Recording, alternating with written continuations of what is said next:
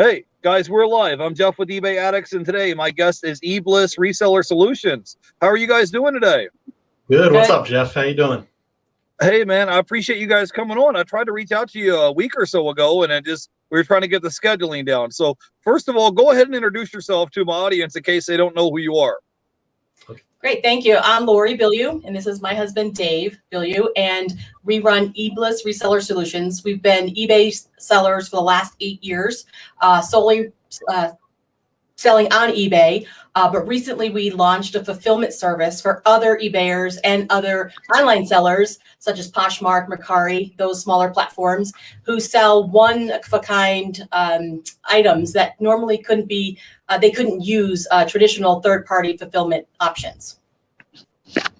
Okay, awesome. I'm going to put you guys on full screen so they can see you better. So, okay. There you go. So that way you don't have to like sit in each other's lap. So, there you go. So you guys have been resellers for 8 years. Where you guys didn't like start out being full-time resellers. Like, I'm just curious, what got you guys first started into being resellers? Like, were you watching YouTube videos one day? Were you just out yard selling with a buddy? Like, what was it that got your attention, that got you started into the reselling business? Yeah, well, a friend of mine out in Colorado, we actually moved out to Colorado from New Jersey 8 years ago. And a friend of mine out here was a full-time reseller on eBay. And I started messing around, going to some auctions with him. And I stumbled upon the Goodwill bins. And I went in there and I couldn't get over that you could buy things for $1, $2 that were good quality. So I started flipping that part-time as a side hustle on eBay. And then after a year, I realized, hey, I could possibly make this a full-time gig for myself. And so I really went in hard and sourced consistently and did that for 2.5, 3 years. And it worked out well where the numbers were there. And then Lori realized, hey, we can make this both a full-time income for our household. And that's what we've been doing for the last almost 3 years. Yeah, full-time, both of us. Yeah. Right. Yeah. I knew nothing about reselling. I knew nothing about eBay. All I saw was that he had built up a pretty consistent business by himself, just day in, day out, doing everything himself. And then he took on a little bit of help. He got a little bit of space.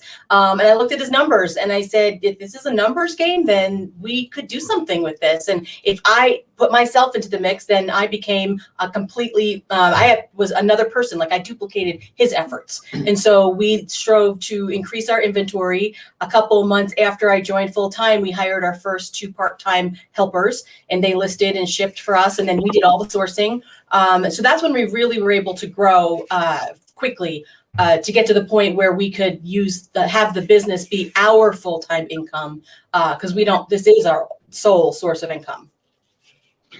Okay, awesome. Just give me 1 second. Let me catch a few people in the chat. I wanted to say hey to the Far North Life, and Tifa is here all the way from Alaska. And I wanted to say hey to Marrakech 7, says hello, eBay addicts and guests. So thank you guys for coming in and hanging out with us today. And if you have questions for our guests, drop it in the chat. So I'm just kind of curious. Can you tell me your backstory? Like, what was your occupation before you became full-time resellers? So what was like your background? What were you guys up to? Yeah, as I mentioned, we lived in New Jersey. So we both went to Rutgers University. I majored in finance and economics. I was in the financial services industry for many years. And I was commuting into Philadelphia from Central Jersey. And it was a grind. But I enjoyed doing what I was doing back then because it was analytical. I love numbers. They kind of speak to me when you look at projections. So I was strictly like a planner, financial planning work. And that's what I had done for almost close to 20 years. But it was a desk job, 9 to 5 type of deal with a rough commute into Philly every day. And Lori was at home raising our kids during that time and working. Right. My background is actually in music. I went to Rutgers, as Dave said, but I have a degree in music.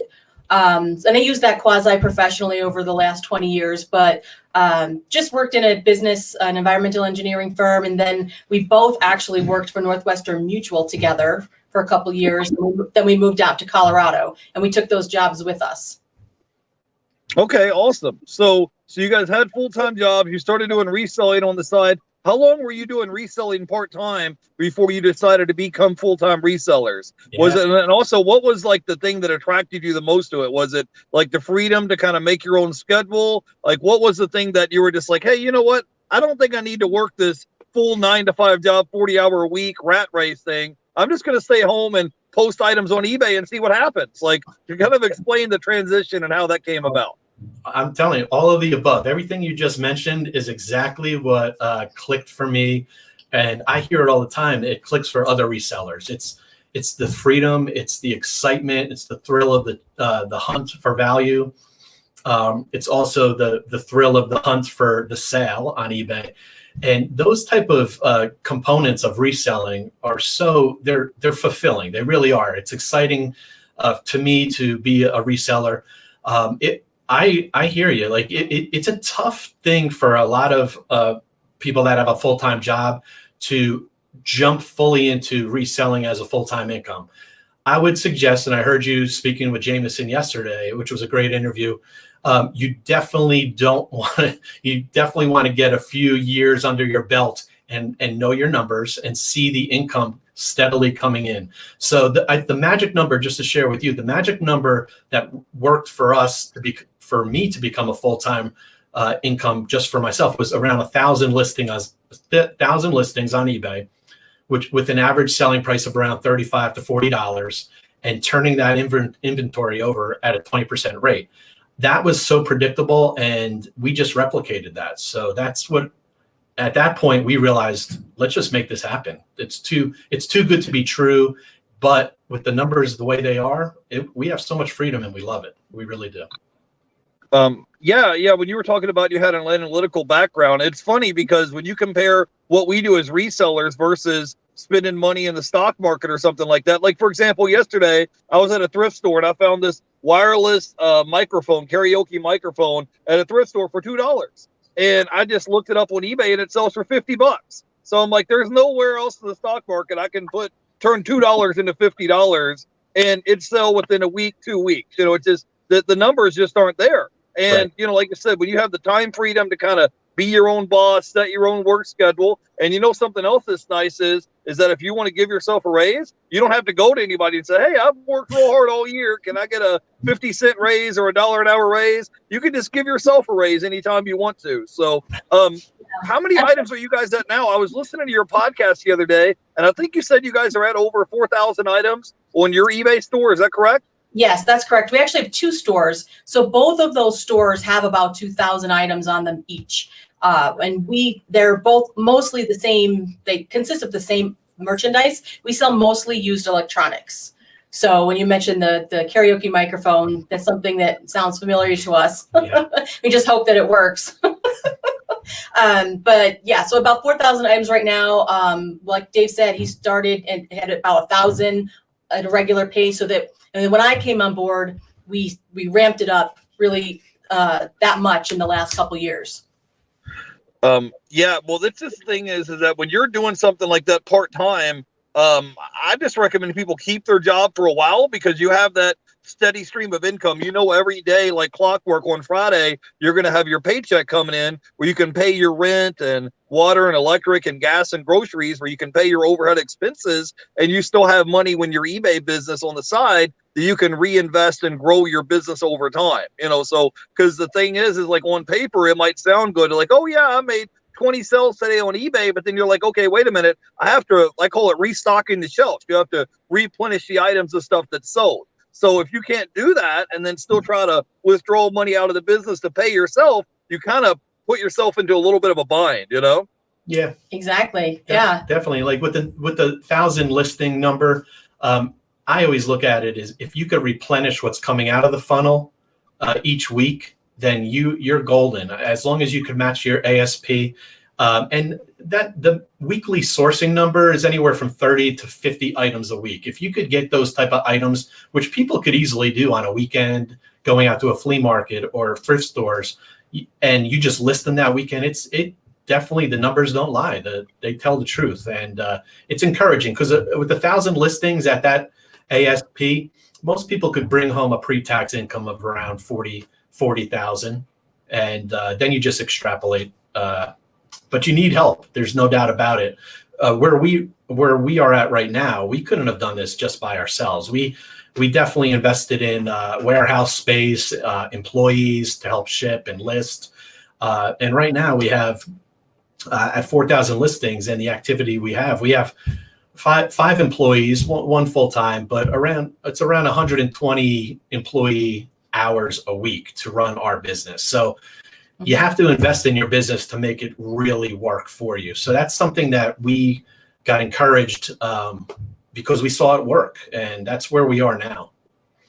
Okay, awesome. I have a question in the chat from Wild Roamers. He says, do you know about Amazon FBA? If so, what makes eBay reselling better than Amazon reselling? Well, it's hard to say. We don't sell on Amazon, so we're not, I wouldn't say we're experts in that subject. We used to sell on Amazon just books and new things. I think it's a personal preference and depending on what you sell. If you sell lots of new items and you have replenishables and you have multi-quantity listings and you can ship that off to Amazon FBA, no problem. And they don't give you a hard time about being restricted or gated or anything like that, which to be honest, I don't know about because we don't do that, then great. I feel like eBay just gives you a little bit more broader of an audience in terms of what you can sell, whether it's new or used. I think they give you a little bit more flexibility in that. The only issue we found is that there wasn't a really good fulfillment, third-party fulfillment option for those sellers who wanted to sell on eBay, who had space issues, who had didn't like to ship every day. If they sold one-off items, if they had 4,000 individual listings like we did, and that was their business model because they were thrifters, they really didn't have a viable option to outsource that shipping and storage until we created eBLISS. That's why we created it for them. So it's really just a personal preference based on what you sell, I think. But from personal experience too, I know that eBay does, I mean, eBay's not perfect, we all know that, but they do really, I feel, put their sellers even though it doesn't seem like it sometimes, they really do try to support their sellers in every way they can. And at least that's been our experience. I'm not sure that's the way it is elsewhere. Yeah, well, what I would say is, we talked about this a little bit yesterday, is that as far as traffic goes and as far as users on the platform, I think Amazon's #1, Walmart's #2, and I think eBay is #3. So you may get more traffic and you may be able to sales velocity maybe a little bit higher on Amazon. But on eBay, you're going to have higher margins. Like I said, for example, this karaoke microphone I found, paid $2 for it, and it sells on eBay for $50. Whereas if I was to sell the similar item and ship it into Amazon, you're going to pay all the fees with Amazon FBA, storage fees, pick and pack fees. There's a lot of other fees associated with that. But I wanted to ask you guys, since you guys have been on the eBay platform now for 8 years, can you kind of share with our audience maybe 3 or 4 tips that you could kind of share with our audience to kind of help them along with their reselling adventures or reselling business? And what would you recommend to somebody if they wanted to grow and scale their business? Because you guys have a big warehouse and you have employees and all that. So if you could like to touch on that a little bit. Yeah, and I'll speak to that because it was me that started off as a side hustle. And I realized once I started to plateau at around 500, I would say 800 listings. That's when I realized I'm putting in, I don't even know, like 12-hour days plus. Mm-hmm. And Lori was like, you're gone all the time. You're over I had a small little storage area. And that's when I realized you have to invest in your business. You shouldn't be afraid to invest in the process, in the business, because you should not look at it as an expense. Look at it as an investment. We were able to triple our revenues over 3 years once we got into a larger warehouse and we had the help. So don't be afraid to just invest more into space and employees. It's difficult, and that's why we started eBLISS. Just to reiterate what eBLISS is, it's a third-party logistics company to help thrifters that sell unlimited amount of SKUs, one-of-a-kind thrifted used type of items. It's unlike Amazon FBA that is looking for brand new multi-quantity SKUs. So by establishing and creating eBLISS, we were excited because we knew that we were going to be providing a service for thrifters that were looking to outsource the storage and the shipping. Many people are working out of their house. Some people are in a 1-2 bedroom apartment, and they stop at whatever their apartment could handle. That bugged us, because it's like, don't, like, make this into a full-time income. So that's why we're excited to offer eBLISS. But that's my tip about not being afraid to invest in your company.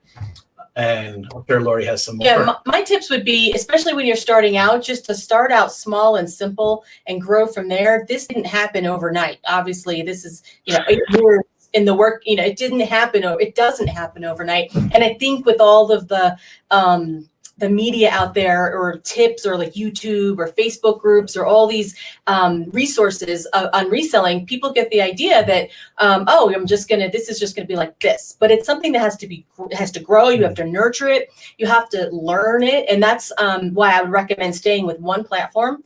Learn that like the back of your hand, and then if necessary, if you feel like you need to go onto other platforms, then venture out. But definitely got to know whatever platform you start out really well. And if that's eBay, there's a lot to learn. There's a lot to know. Make your mistakes on things you don't buy yourself, that you don't spend money on. Start selling things out of your house just to get your feet wet and learn the platform, because you will make mistakes in the beginning. We had our share of mistakes, and it was a learning process over years. But that was the second thing I was going to say. Don't operate in a vacuum. I think for the first couple of years, we felt like we were the only resellers out there. And obviously that's not true, but that's how we operated, because we weren't involved in like either local meetup groups that eBay is very supportive of, or getting on, watching YouTube videos, or being in Facebook groups. We did everything by ourselves, and we were just kind of figuring it out. You don't really have to do that, because a lot of other people have a lot of information to share, and you can learn from their mistakes. So.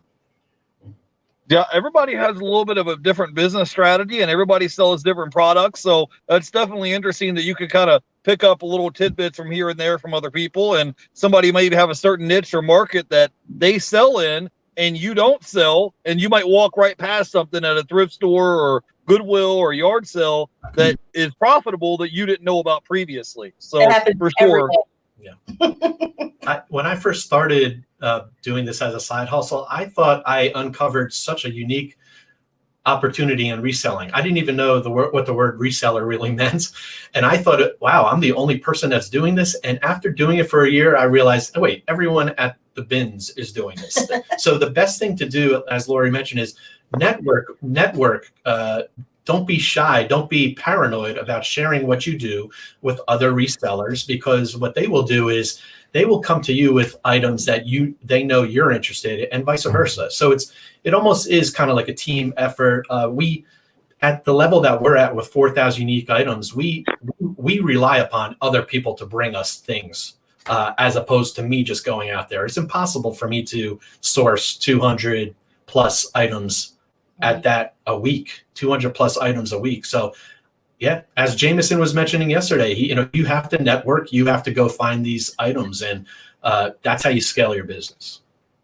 Yeah, I've been trying to shortcut a little bit by buying items in bulk. And when you can order 100, 200, 500 items, and it shows up at your front door, you have to think about how much man hours and how much time you spend driving around the city, spending your gas money, waiting in line to check out, trying to find a parking space. You can just snap your fingers and say, whoop, add to cart, and it shows up at your front door in a week. So I've definitely been trying to, shortcut that. It's like, as you grow, you kind of like, wait a minute, especially when you're trying to just check out and the guy's there telling jokes or talking about the weather, and you're like, dude, I have stuff I have to do today. Like, I got to go, I don't have time to dilly-dally around, so I definitely can relate to that.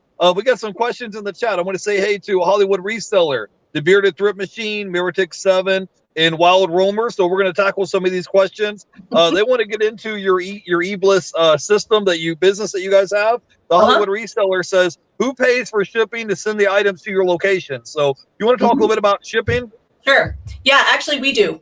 And that's pretty opposite of most third-party logistics. Usually you have to pay to get it into the facility, but we actually pay for that via FedEx. There are some restrictions to that, but most people will not pay very much to get their items to us. The outbound shipping, however, the shipping to the buyer is still paid by the seller, which is actually usually is opposite as well. So that's the way we do it.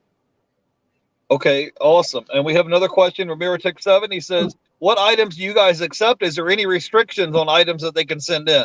Right. We do have some restrictions in the terms of size and weight because our service is geared towards resellers like us who sell small to medium sized items. We do have a size restriction of about 14 by 20. It has to fit in a 14 by 20 Ziploc bag. And it should weigh not, I'm sorry? We provide all those bags and materials to get it into us. So just and then the weight is about 6 pounds. So we don't take a lot. We don't take big, heavy, bulky items, golf clubs, receivers, things like that. And we don't take breakables. And then anything obviously that you can't sell on eBay, we won't take that either. So. Yeah. So you guys sell smaller items like shoes, clothing, hats, things like that. Smaller items you can fit in a bag, right? Exactly right.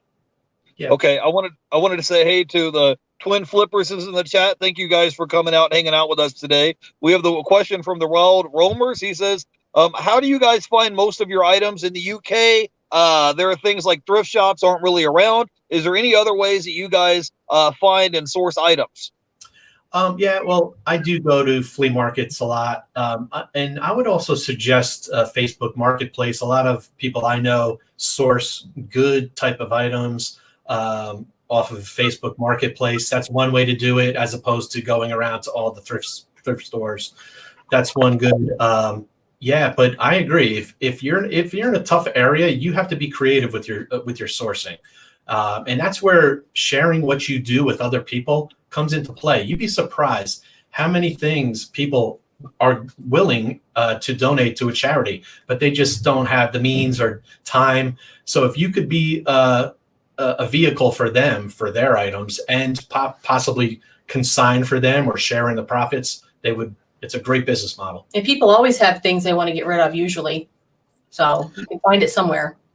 Yeah, I was just going to say, guys, there's no shortage of inventory. You can get inventory everywhere. You can get stuff from retail arbitrage. I buy stuff at the Dollar Tree all the time, items that I'll pay $1 for and flip them and resell them. You can get stuff at Walmart clearance. You could go to yard sales, estate sales, church sales, thrift stores, pawn shops. I mean, there's literally no shortage of ways to get merchandise. One of my favorite things here lately, like I said, is online arbitrage, where I buy a bunch of items in bulk. For example, I bought 1,000 CDs for $400, and they're brand new in the shrink wrap. So my buy cost is 40 cents a piece. And if I can sell them for, let's say, a minimum of $10 a piece times 1,000, you're turning your initial investment of $400 into $10,000 worth of merchandise. So, I mean, that's this. I'm just using that as an example. You don't have to be CDs. It could be video games. It could be DVDs. Just go on eBay and type in, let's say, TV remote wholesale lots. Type that in, and it'll pop up. You can go on Craigslist and type in on Craigslist. You can go to the free section on Saturday, Sunday. People have items left over from yard sales that they don't want to drag back into their house in the garage. They'll put it out to the street curb, and you can just go by and pick it up for free. And you get free inventory to list. So, I mean, I could probably think of 10 different ways just off the top of my head. There's no shortage of merchandise. I feel like there's just a shortage of people that want to hustle. So as long as you're willing to hustle and put the work in, and you're willing to reinvest your money back in your business, because that's another sticking point. I mean, you guys talked about having a shortage of space to store your merchandise, but just having the willingness to say, hey, you know, I could take this $100 and buy this new watch that I've had my eye on, or go buy these new pair of shoes, or go on a vacation, or I could take this money and go buy merchandise for my eBay business. And when all your bills are paid, it's kind of tempting to be like, hey, I have this money sitting over here that I can access and go buy these new pair of shoes, or a purse, or this new video game system that I want for myself, but have the discipline and say, no, I'm going to take this money and invest it into my business and grow. Because I look at it as like, I'm 36. I was looking the other day, I was thinking, you know what? By the time I'm 40 years old, I could be basically semi-retired, and, you know, be able to think about it. If you retired at age 40 and you live to be age 80, you have 40 years to go do whatever you wanted to go do. You wouldn't miss none of your kids' baseball games, birthdays, Christmas, Thanksgiving. You would have time freedom to go do whatever you want to go do. And think about, like, if you sold items on Friday, Saturday, Sunday, you didn't have to ship out till Monday. You'd have all this time freedom to go do whatever you wanted to go do. And, you know, it wouldn't take you very long to pull, pack, ship your items and drop it in the mailbox, and then you're free.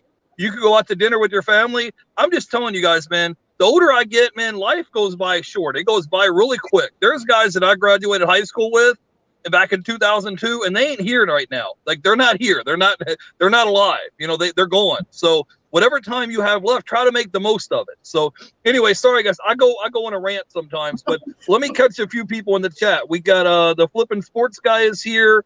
We got the Cap guy is here. Hey, what's up, Cap guy?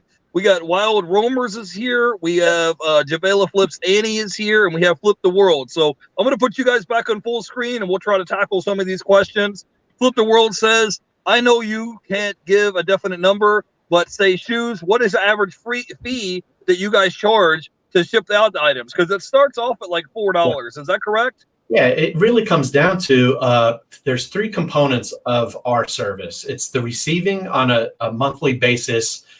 Just to let you know, like we onboard all of our clients' existing inventory essentially for free. So we have that FedEx ground shipped into us. We get it on our shelves, and you're off and running. The monthly ongoing items that you would send in, there's a receiving fee. Average is around like $2.30 just for that. And then on the back end, once things sell, there's a fulfillment fee, which is $1.99. So that's where the $4 comes in. If you send it into us and it sells within the first month, $4. It really doesn't matter what the size is for the most part. The variable is how long it's going to stay on the shelves. So many people, and the reason why we break it down like this, and just to let you know, the monthly storage per item listed is around 68 cents per month. So the reason why we break this down is so our clients know when they're out in the field, if they see something that they could sell for maybe $20 on eBay, after the fees and then the shipping label on eBay and then the eBLISS fee, they may say, I might be only left with maybe $5 or $6 if it sells within a couple months. But this is a long tail item. It's probably not worth it. So it makes it easier for them when they're sourcing in the field to break down the cost like that. But back to the question about the shoes, yeah, typically anywhere from $4 to $8, let's just say, and $8 is on something that is going to stay in storage for 6 to 8, 10, 12 months typically. So hopefully that answers the question there. I want you guys to keep in mind that you're also paying eBay fees and you know, you have to subtract your cost of goods. And then if you have PayPal fees or eBay managed fees, that's going to be taken out of there as well. So you just keep that and factor it in there. So we have a question from Wild Roamers. We just talked about this a minute ago. He says, do you guys usually charge the buyer for shipping or pay for it yourself as far as having the item shipped into your warehouse? Right, that's correct. For the items coming to us, we pay for that for the most part. For the shipping going to the buyer, that is paid by the seller or our client. Okay, just awesome. We have a question from Hollywood Reseller. He wants to know, is there a limit to how many items that he can ship in? No, we don't have a limit and we don't have a minimum either. All that we ask is that you try to stay consistent, because we found that consistency on both ends helps us and our clients. So typically our clients will pick a schedule that works for them, and we just ask you to be consistent with that schedule so we can anticipate the labor needs and be able to turn around your items within 24 to 48 hours. Okay, awesome. We have another question that says, how much room would I need to start at the very start of the process? So, like, is there a minimum order? Does he have to send in 100 or 200 items? Or if he just has 10 or 15 or 20, could they just send that in? Or how would that work? No, typically what we will do is we'll have a Zoom call with all of our potential clients, and we'll talk about their business and talk about what their goals are. Typically what we're doing is we're onboarding those that have anywhere from over 200 listings. And the reason being is this demonstrates that they're a serious reseller. They're not going to get kicked off a platform, and they're taking their business seriously. So there is no minimum. There is a minimum of, we'd like to keep it around 200 onboarding items. Right. And just to let you know, all of our clients' items are bagged individually based on your listing. They're stored in a designated tote for them. They are not commingled with any other inventory. So they're secure. We have a secure warehouse security here. So yeah, there is. And as far as the upside potential, if someone feels like they could scale their business to 4,000 listings, we could accommodate that. We have access to a lot of warehouse space in the Denver area, and we are actually layering on 4,000 additional square feet to where we're currently at within the next month. Okay, awesome. And Muratix7 says, do you guys list items for sellers as well? Actually, it's funny that he mentioned that. When we originally thought about doing this service, that was part of our plan. But through the beta testing process, we found out that that's probably not the best use of our time. So we do not list. However, if somebody wants us to take pictures for them, we can do that for an extra charge. Okay, so to sum up your guys' business model, it's very similar to Amazon FBA. The customer or the eBay seller will list their items on the eBay platform, and then they'll put like a special SKU number in the comments section so they know what box or bin it goes into. They'll box it up, mail it off to your warehouse, put it in like these little poly bags or clear bags, and then whenever the item sells, you guys will store the item for them in the warehouse, and they'll pack and pick and pull the order, box it up, slap a shipping label on it, and ship it out to the customer. Is that correct so far? That's correct. You have it down.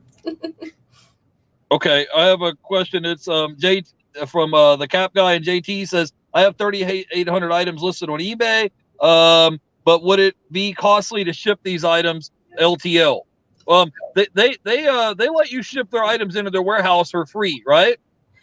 Right. The onboard, whatever you have listed is considered your onboarded inventory, and we do pay for that to come in. I'm assuming LTL. He's meaning a freight type thing. Believe it or not, we don't use freight. So we have a process that we would follow in that case. For larger sellers, that process will be a multi-week process. So it's not done all at once. Yeah, our negotiated rate with FedEx Ground right now is competitive, and that's our goal, is to not have this be inhibiting for those who want to scale their business. That's why we are onboarding all of our clients for free.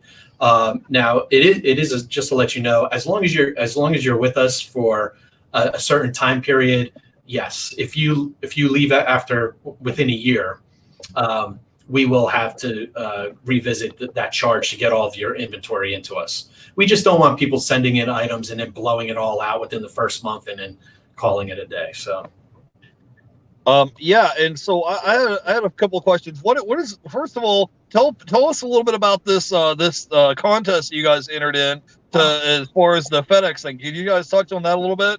Yeah, well, actually, we entered the 9th annual, I think it is, FedEx Small Business Grant Contest. And so FedEx gives, apparently for the last 9 years, has given away money prizes to deserving small businesses. The grand prize is $50,000.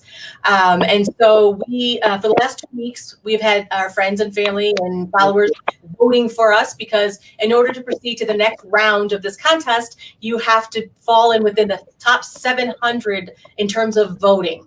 And there were over 6,000 entrants. So that's a lot. That's a tall order. So the voting ends tonight. We could vote once every 24 hours, but today is the last day you can vote. If you go to FedEx.com, they have a banner on there where you click and you can say vote, and then you just can put eBLISS in the search bar, and you'll come up with our submission, and you can vote with every email address that you have every 24 hours. But like I said, it ends tonight at midnight. Yeah, I think I voted 2 or 3 times to try to help out. I do whatever I can to help out the community. So hopefully you guys will advance to the next round. So talk to me a little bit about what are some of your goals or projects that you guys have for this year and next year in the future? Because you guys, how big is the warehouse that you currently have now? And what's the square footage of it? And how many employees do you guys currently employ? Yeah, we have 5 employees. We have a 2,000 square foot warehouse. As I mentioned earlier, next month, we're adding on another 4,000. So we're going to have a 6,000 square foot warehouse. And we do have access to a lot of square footage in the area that we're located south of Denver. And we're excited to be located centralized in the country, because it allows us, we have access to Denver Airport and major whatever you want to call them, just shipping hubs. Yeah, that allows us to get our products out. We ship out the same or next business day for all of our clients. So yeah, we're excited. I don't want to get too ahead of ourselves, but we would love to be in a 20, 50, 100,000 square foot warehouse within a couple, let's just say, years. We'll sign up for that. Okay, cool. I didn't want to ignore the chat. We got a question from Hollywood Reseller. He says, let's say an item of mine sells, would I be notified automatically? I mean, you should be notified by your eBay app, correct? That's correct. We check each client's accounts every morning for all the shipping that needs to be done. And so it's done every morning. So they would not, in that case, they would not have to give us any notification. We would know automatically. If an item did sell on an off platform, such as Mercari or any of the other smaller platforms like that, then they would have to send us the label. And then we could ship it. Okay, I have a question. It's kind of an off-the-wall question, but what if somebody has a particular item and they have it like cross-listed on like 3 or 4 other platforms and that item sells? Would they have to notify you guys, or would they give you like, hey, here's my username and password to Mercari and Poshmark and these other apps to let you guys know that the item is notified that it had been sold? Or how exactly would that work? I'm just curious. Right. Well, up until this point, we've always said that all our clients had to at least be listing on eBay. And that was because that's what we know. That's our background. That's how we started. But as we've launched, we've discovered that there are a whole other slew of sellers out there who do sell on the other platforms and don't want to sell on eBay. So we are actually in the process of creating a program for those kind of sellers. But then the caveat there is they'll have to sell on Poshmark because that's the other main platform that most of our clients would sell on. So as long as they sell on either one of those 2 platforms, they wouldn't have to notify us. But if they do sell an item on Kitizen or Depop or Mercari or any of these other platforms that are not eBay or Poshmark, all they have to do is send us the label. So as long as you can send us the label for that item, then we can fulfill it. But then it's up to the seller to still delist their item on those other platforms, just like they would if they weren't using a third-party logistics service. Most likely, those type of clients are going to be using Vendoo or List Perfectly to cross-post their items, so they're still responsible for delisting. Yeah, so basically the main thing that they're outsourcing is the space of storing the item and packing and pulling and shipping the item, correct? Like what if a customer has a customer return or an issue like that? What would they be mailing the item back to the seller's address, or would they mail it back to your warehouse? How would that work? For the most part, they would send them back to the seller because we don't want to get in the middle of that process because that's not what we want to be involved in. The only exceptions to that rule would be if that seller was a mobile seller, like an RVer who didn't have a place to send their items back to. We would work out something so we could handle that for them. But on the most part, it goes back to the seller because, as we know, we don't always want to get an item back. And if we do, we want to have control over what we want to do with that item once it does get back. So yeah, for example, someone you had on a couple days, I think it was last week, actually, Sebastian. He shared that they're going to be living the nomadic, digital nomad lifestyle, and he's going to still maintain his reselling business. They're going to be working with us. We're going to be onboarding all of his items within the next day. We already did. Okay, we finalized it today. And when they're out in the field, they're going to be thrifting. So they're going to be sending in items to us. So as Lori mentioned, he's not going to have the ability to have a return sent to his van wherever he is. So we're going to work with him, and if he desires to have that item sent to us, we could handle that for him.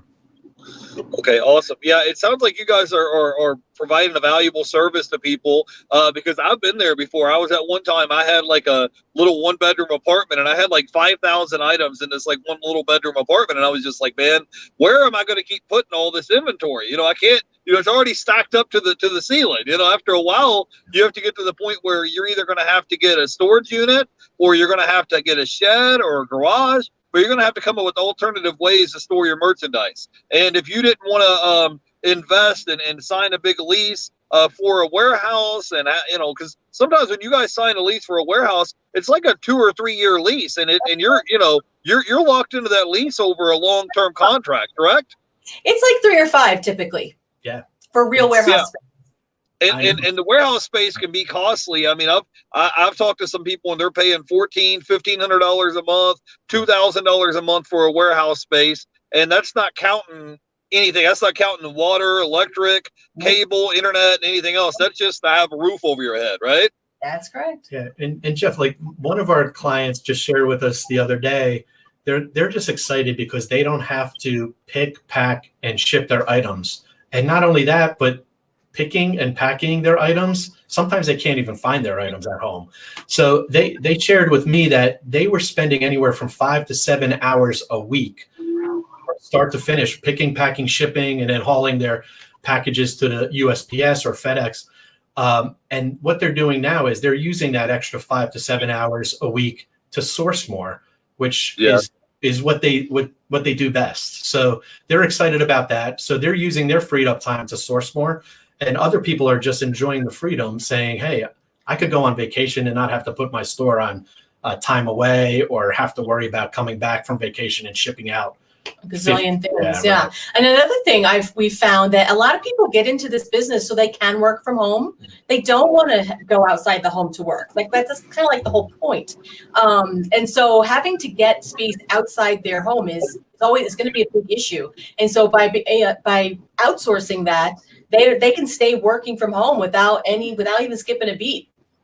Yeah, well, I mean, people's residential homes are designed to be residential, and if you have a husband or wife or spouse and they're not into reselling, they don't see profit margin. They just see junk piling up in their house, and they just can't deal with it. They're just like, I can't deal with 2,000 items stacked up in my living room. And you might have cats, dogs, kids, other people that might get into your inventory. And if you have it, off site where it's not in your house, you have your space back and you have your house back. You actually have room for park your car in the garage instead of eBay merchandise. Or you can actually fit a couch in your living room instead of a bunch of boxes of shoes. So that to me, the biggest point is, you were talking about earlier, is that if you want to grow or scale your business, I feel like there's 3 major choke points: is your time, your money, and then your space. Because you're going to run out of space. You only have so many hours in a day and so many hours in a week. And how much time do you actually have as far as sourcing and packing and pulling orders and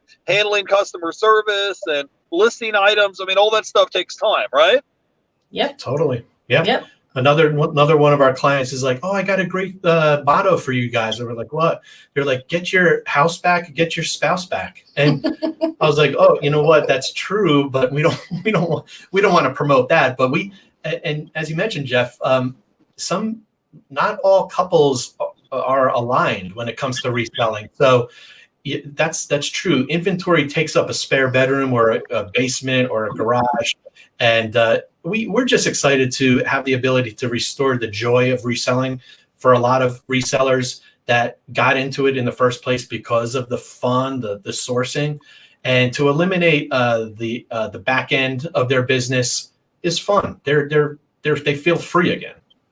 Yeah, a lot of people, they love doing the sourcing part, going to those thrift stores, yard sales, garage sales, estate sales, finding the treasure. But then as far as the back end, doing the shipping and all the other stuff, pulling items, it's not so fun for them. I really don't mind it, because every time I'm boxing up an item and shipping it out, I'm like, oh, here's a $30 DVD that I paid 50 cents for. So every time I ship out an item, I'm like, they're $30, $20, $15, $20. So that's the way I look at it. So it doesn't really bother me. But to some people, they just loathe it. They hate it. They don't like doing the shipping part. And if they can outsource that to another third party, like I said, it frees up space, it frees up time, and also it gives you more time to do what you do best. If what you do best is doing sourcing and going out and finding, and you're a bargain hunter and you can negotiate and find good deals, it frees up more of your time where you could go out and do that instead of sorting through your inventory. Because as well, that one of the things that a lot of resellers don't talk about is not just the shipping and pulling orders, it's actually sorting and keeping everything organized as well.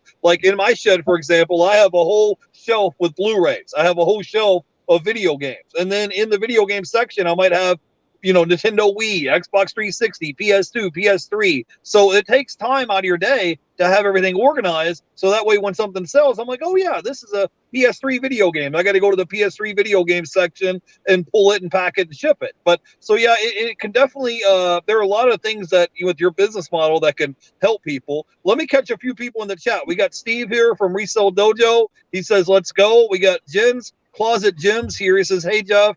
And eBLISS, can't stay long. Lots of videos to watch today. I know, right? And Jen says, good point. Most couples are opposite in personality, so it transfers over to business mentality. I know. Tell me about it. Usually, I'm not the spender in the relationship. I'll tell you that. I'm not.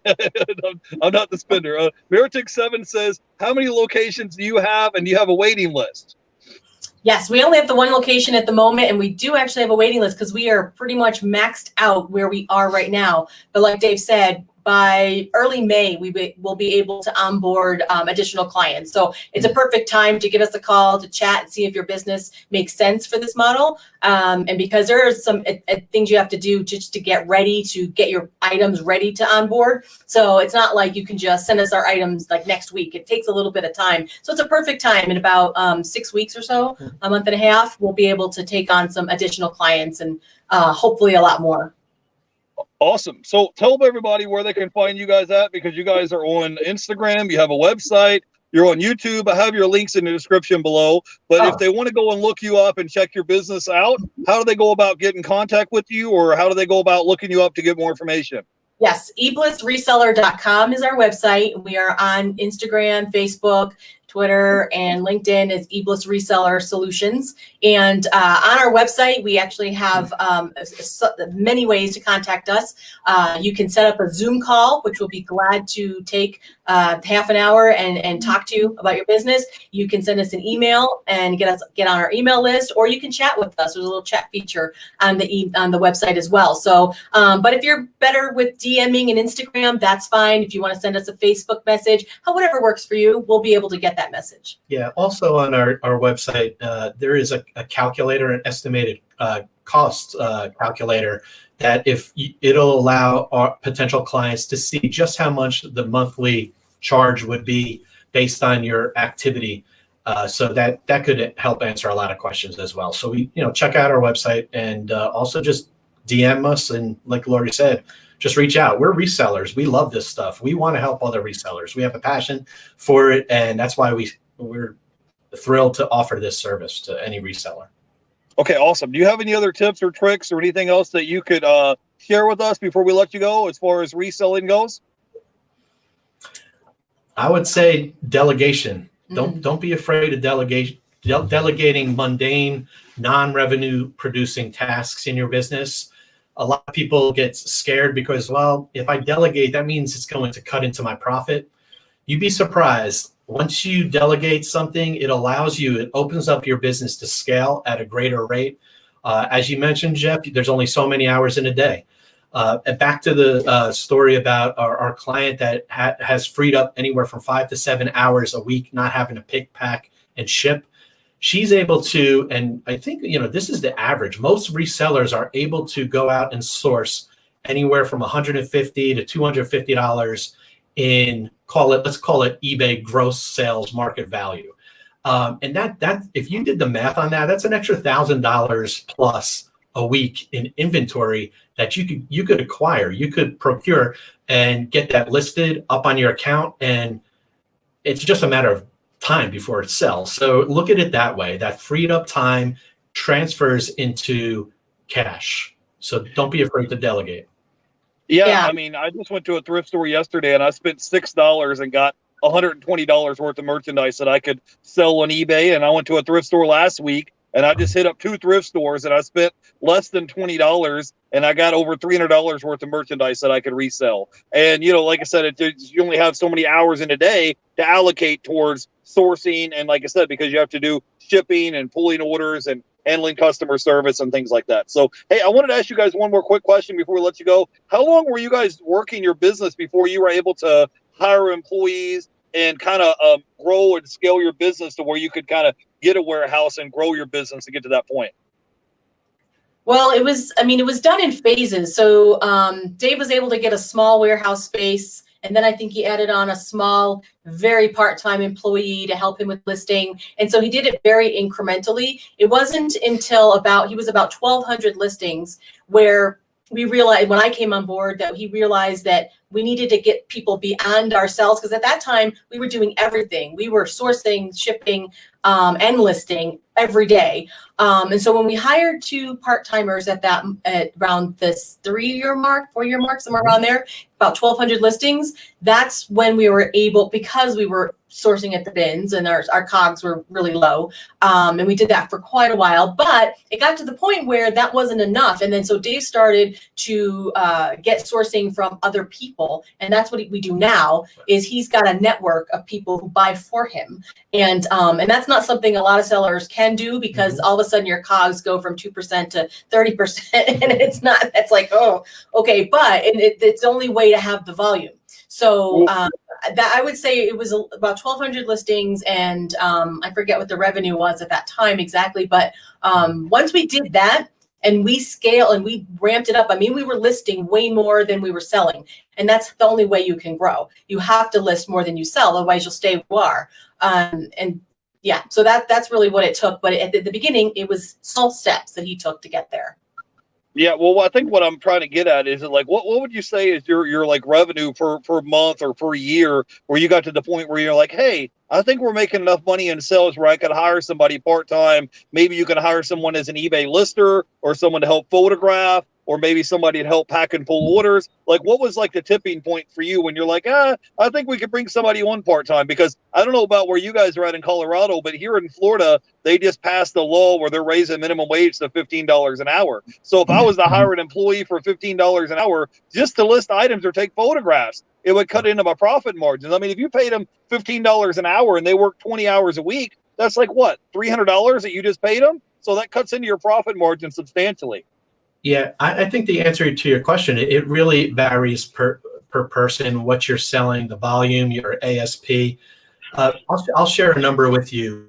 To get let's just call it a 1,000 square foot warehouse with some help, just to break even, just to share with you, you're going to need to increase your sales by $3,000 just to net break even to where you were before. Because as you mentioned, Jeff, like the rent on somebody's, it could be like $1,500 all in with the utilities and internet, et cetera. And then the employee. So yeah, I would say $3,000 a month is what the gross lift in sales should be, just to break even, to get into 1,000 square foot place. So it's a big commitment, and it's all about the numbers. It's all about knowing your numbers. And that's why we couldn't really answer that, because it also comes down to what you're getting your inventory at, your cost of goods. If you're getting it for pennies on a dollar, yeah, you could afford that. But a lot of people can't, because their cost of goods are typically around 25%. Yeah, well, what I'm getting at is that, like, you could have a slow week or a slow month in sales on eBay, but you still have these overhead expenses. The employees still got to be paid. You still have to pay your warehouse. You would still have to pay your water and electric. You would still have your other overhead expenses would still be there. They don't care if you have a good month or a bad month in sales. Like, they still need to be paid. You know, it's like you still have hungry mouths to feed, is what I'm trying to get at. Anyways, I appreciate you guys coming on. We've been streaming for about an hour. Go by and check them out. Their links are down below on Instagram and YouTube and their website. You can go by and get in touch with them and hang out with them. Give me your final thoughts, and we'll let you guys go. And hopefully we'll have you guys on again sometime soon, maybe in May, or when you guys open up again to take on new clients, we'll have you on again in the future, right? That would be great. We'd love that. Just a final thought. I don't know if we mentioned that we are the Denver eBay meetup coordinators here in Denver. And so eBay has all sorts of meetup groups all over the country. And so I highly recommend any eBay reseller to get plugged into a group, whether it's local or they're doing them on Zoom mostly right now, which you could join any of them. And just don't operate in a vacuum. Learn from others, share your knowledge with others. And be part of the community. That's what I'm saying. Yeah, it's definitely different when you're around like-minded people, as opposed to people that are complacent and they're not, they're happy with their $10, $15 an hour job. They're not trying to progress. They're not trying to expand or grow their business. They just want to come home and watch reruns of the Seinfeld or Wheel of Fortune or Jeopardy. They're not trying to like grow their business. So definitely for sure, when you're around like-minded people, when you're around people that are small business owners or people that are trying to grow their business, it actually helps you, believe it or not, because you're around, what do they say? You're the average of your 5 closest friends. Mm-hmm. So if you're around like-minded people, that definitely helps you out subconsciously. So anyways, I want to thank our guests for coming on today. I want to thank everybody in the chat for coming on and hanging out with us. And I will see you guys tomorrow. I have, what is it? Sell Quick, Ship Quick are on from California. So if you guys want to come by and check them out, I'll see you tomorrow at 4 o'clock. See you then. You guys have a great day. Have a good one. Bye, everybody. Bye.